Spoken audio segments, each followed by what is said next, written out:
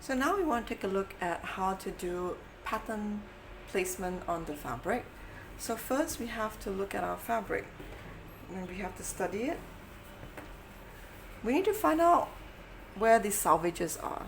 Okay, salvages are the finished edge of the fabric.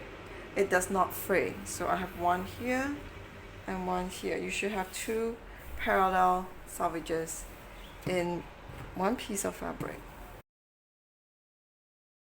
You have it on this side and this side. So if you have printed fabric, the salvages may remain unprinted. Okay. And sometimes it does have little strands of fiber, but these do not fray. Okay, so this is the salvage. So once you've identified the salvage, we are able to place the paper pattern on the fabric. So this is my paper pattern. Okay. It usually should have a grain line and it should tell you how many pieces to cut. So this is cut one pair and that's the grain line. How do we place this? The grain line on the paper pattern has to be parallel to the salvage. So in this case, because it's cut one pair for this particular pattern, I folded my fabric in half and I can place my pattern here. So in order for me to place this paper pattern correctly on the fabric, I need to measure the distance between the grain line and the salvage. So I'll measure from the top.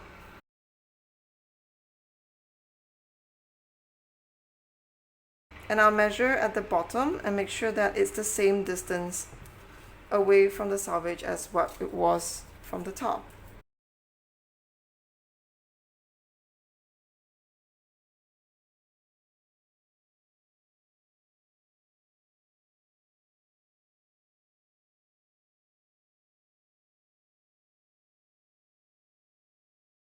So once you have made sure that the grain line is parallel to salvage, you can put in the pins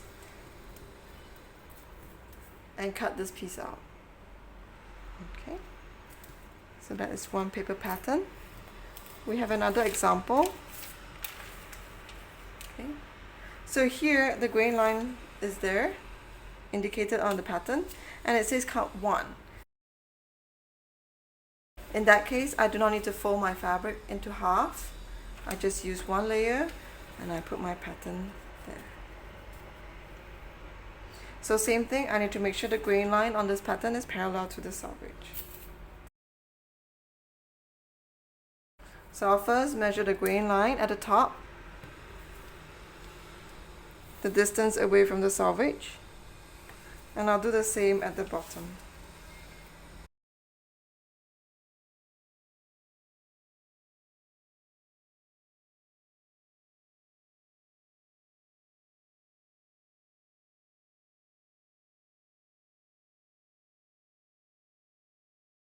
So the grain line is parallel to the salvage, and therefore I can go ahead and pin this pattern piece down and cut it out.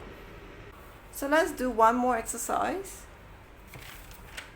I have the front panel here. So here it says cut 1, so I can lay it next to the back piece and measure.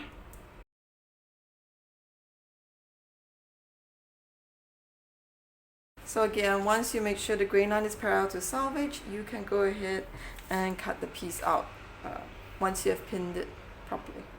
So because this is a solid colored fabric, if I've decided to flip my pattern this way, it would not have made a problem. Okay.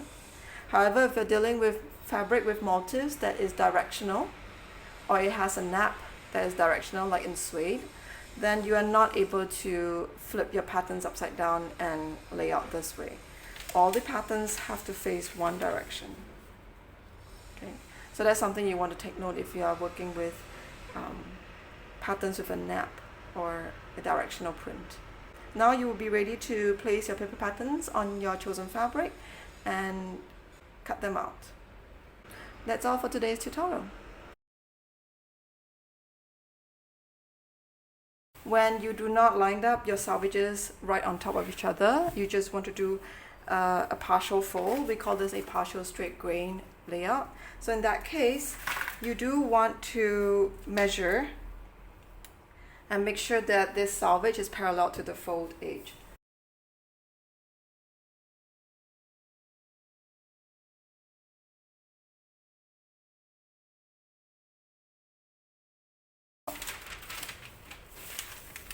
And then you can place your paper pattern on it. So now you can put your paper pattern on it. Okay. And you can choose to either measure the grain line with respect to the salvage or the grain line with respect to the folded edge. The result is the same.